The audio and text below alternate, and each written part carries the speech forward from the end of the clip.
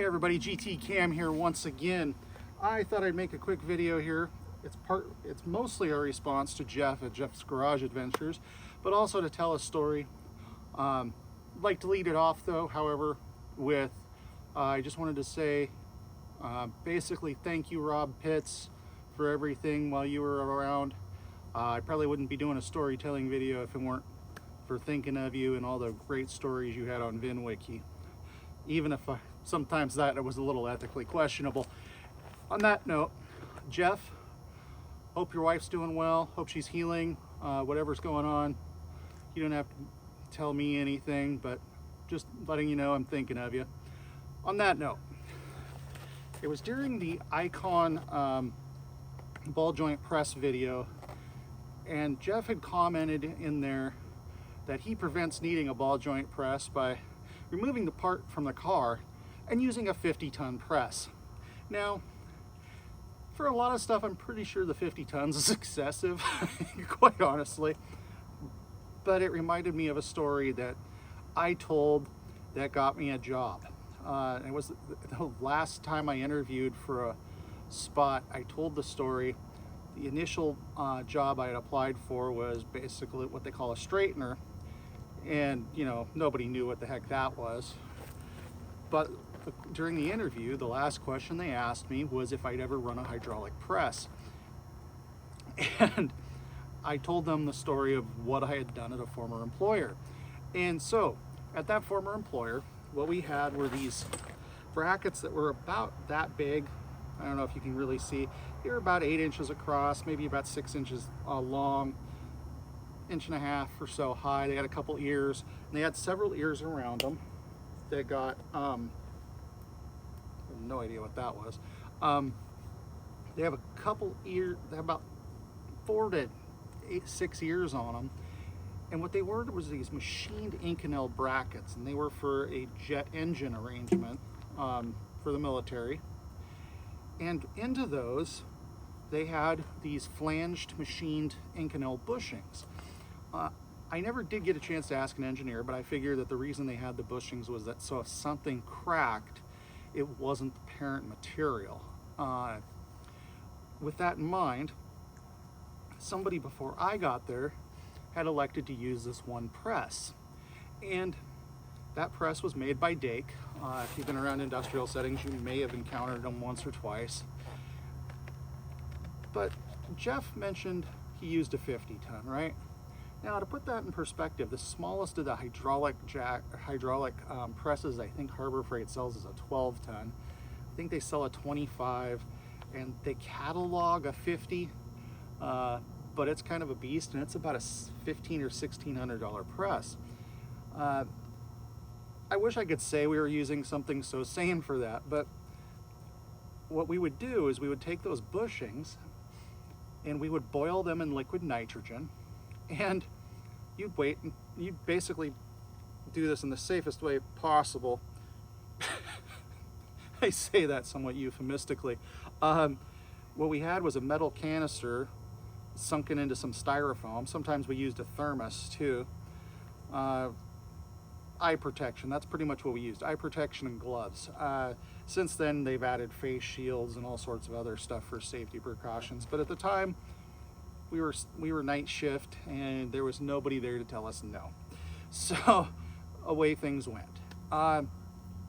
So we boil the bushings in liquid nitrogen, and then we would carefully place them in place with the tweezers, and they're probably 5/8 diameter on the section that had to be pressed in, and then the flange portion would take it out to about probably 15/16 or an inch. And they varied some, but that was largely kind of what we dealt with. Some I think we're running about 3/4 of an inch in diameter.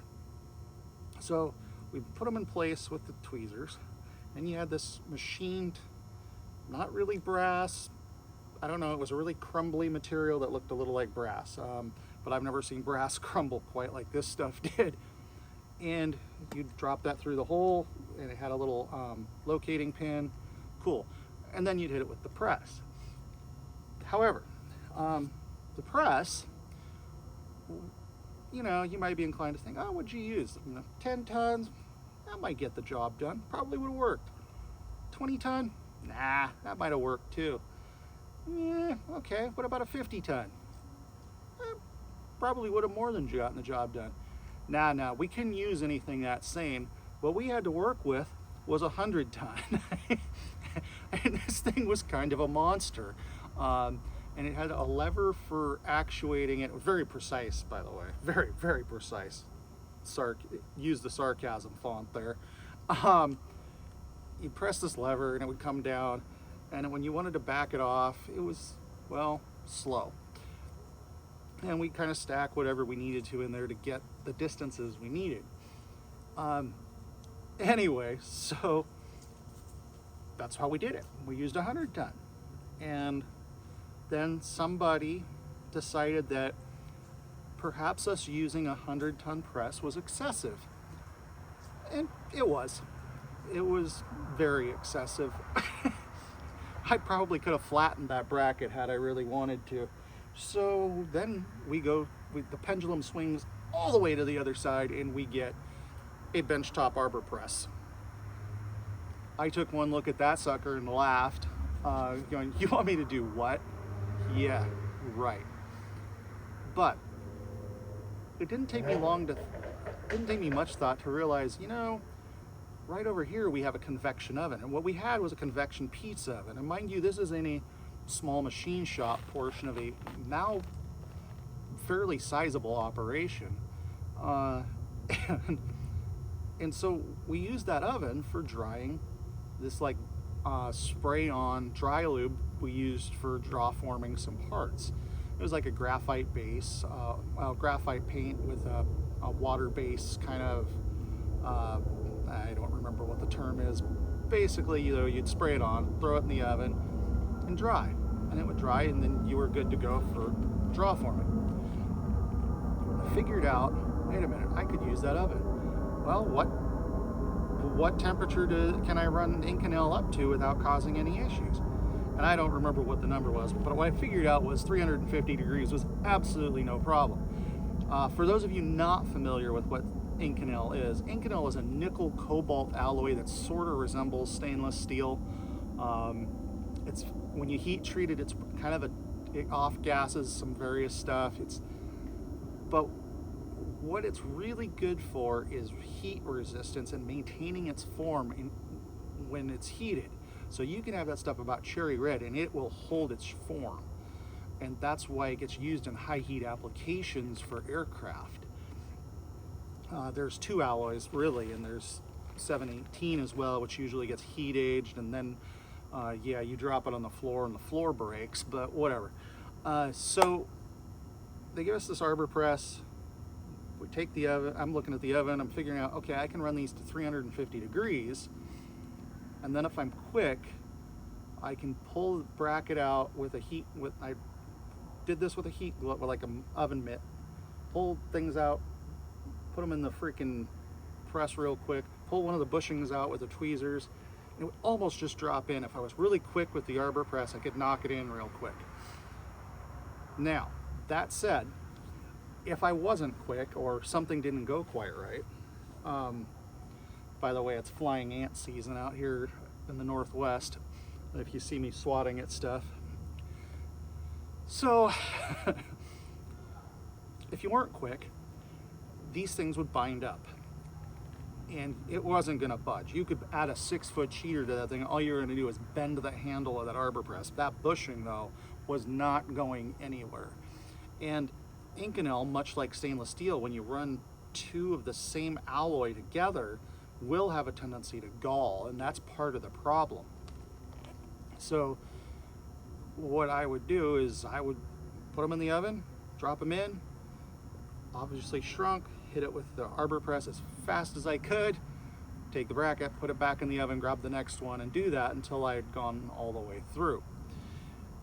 And that story got me a same-day job offer with a major company. I was pretty shocked by that, but anyway, I thought I'd share that story with you guys. It was kind of a fun one and kind of entertaining. And when Jeff brought up the 50-ton press, I couldn't help but think of that whole thing. So on that note, that's what I have for you guys on this one. I figured I might add some of these stories in there, here and there. If anybody's got something they want to share or something, maybe we'll do that. I haven't really thought it that far through. We'll see how it goes. Some of you may be like, I don't want to hear this crap. But anyway, that's what I got for y'all. Hope you all have a good time. Be safe. GT Cam.